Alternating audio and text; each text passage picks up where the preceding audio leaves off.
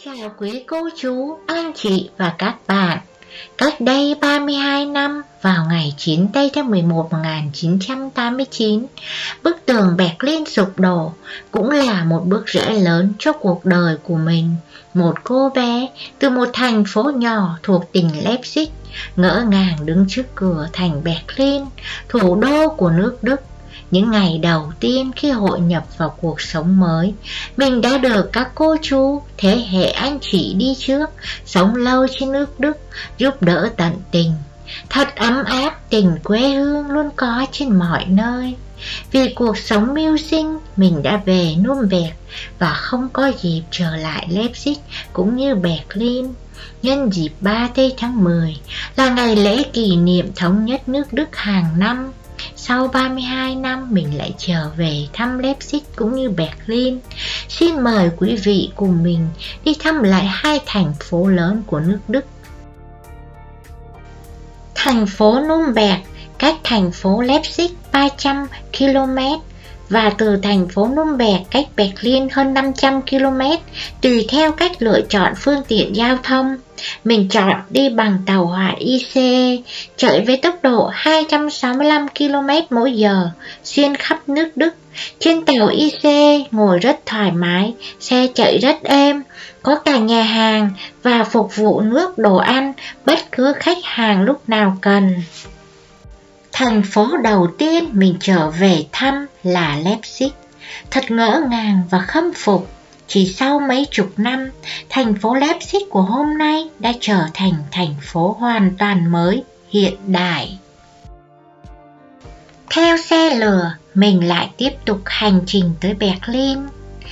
Berlin nhà ga, sau 15 năm được xây dựng từ những nhà kỹ sư thiết kế đến từ Hamburg, xứng đáng là nhà ga thủ đô của nước Đức, với gần 1.300 các loại tàu mỗi ngày, đón 300.000 khách gần xa đến Berlin. Từ nhà ga với hệ thống tàu điện ngầm, mời quý vị cùng mình đi tham quan thành phố Berlin. Nơi đầu tiên là Brandenburger Tor. Dưới dọc theo bức tường ở tàu điện ngầm ở Brandenburger Tor có những bức tranh để khi khách đứng đợi tàu có thể chiêm ngưỡng và biết thêm về lịch sử của Brandenburger Tor. Khi đến Berlin, du khách ai cũng đến chụp hình lưu niệm ở Brandenburger Tor, biểu tượng của sự thống nhất nước Đức. Brandenburger Tor được xây dựng năm 1788 và khánh thành ngày 6 tây tháng 8 năm 1791, cao 26 mét, biểu tượng với 4 con bạch mã phi chiếc xe con nữ thần chiến thắng, mang đến hòa bình và an lành cho thành phố. Ở Brandenburger Tor, du khách có thể thấy những chiếc xe xích lô được chở 2 người, sẵn sàng chở du khách tham quan những di tích lịch sử hay những cảnh đẹp của thành phố. Anh chạy chiếc xe xích lô cũng chở mình và cô bạn đi tham quan thành phố Berlin, nên mình quay phim ngồi trên chiếc xe xích lô hơi bị rung, mong quý vị thông cảm. Xin quý vị cùng mình đi thăm thành phố Berlin.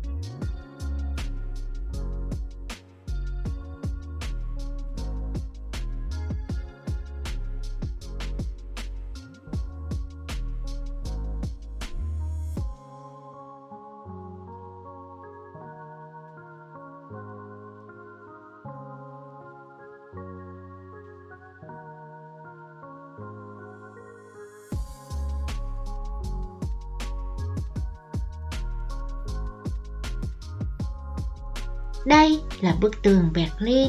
Sau 32 năm, quý vị bây giờ đã trở thành một di tích lịch sử của nước Đức.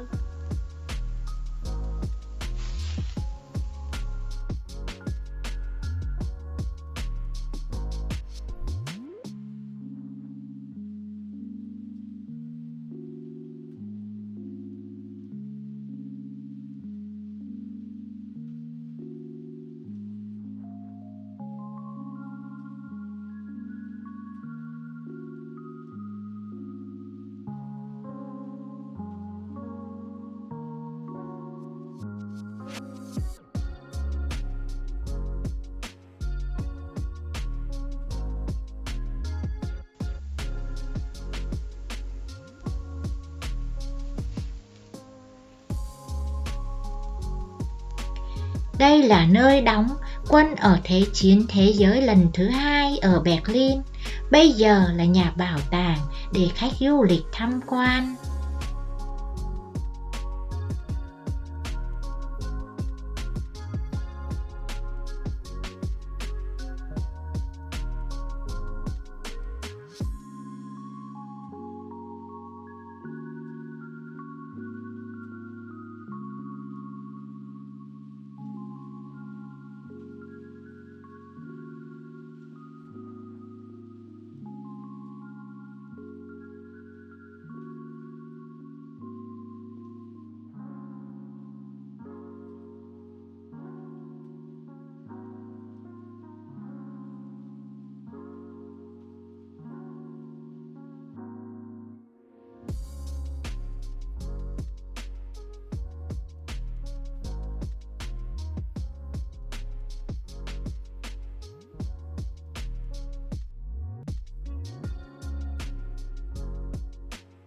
Thành phố Berlin không chỉ nhộn nhịp hối hả với những dòng người ban ngày, mà ban đêm sau những giờ làm việc vất vả, cùng với dòng khách du lịch dưới chân bên cạnh nhà thờ Kaiser Wilhelm Kirche, chúng ta nghe vang lên rộn ràng tiếng nhạc vui vẻ.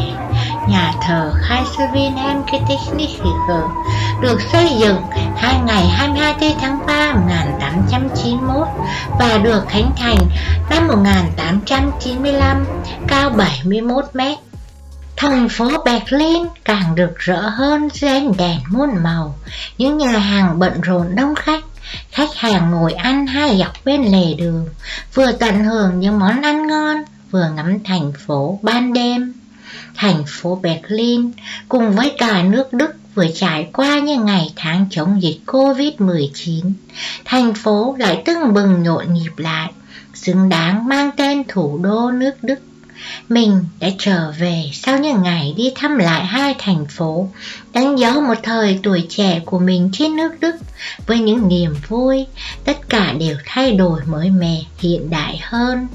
Vâng, sau 32 năm kể từ ngày Thủ tướng Helmut Kohl, người thủ tướng của sự thống nhất đến bây giờ, trải qua những sóng gió của cuộc đời, mình vẫn bình an và nước Đức vẫn ngày một tiến hơn. Xin cảm ơn những tấm lòng người Việt Nam ấm áp trên quê hương thứ hai nước Đức đã dành cho mình. Xin cảm tạ đất nước đã cứu mang mình suốt mấy chục năm với sự bình an và tin tưởng. Xin chào tạm biệt quý cô chú, anh chị và các bạn. Chúc quý vị sức khỏe dồi dào, an lành trong cuộc sống. Xin hẹn gặp lại ở những video sau.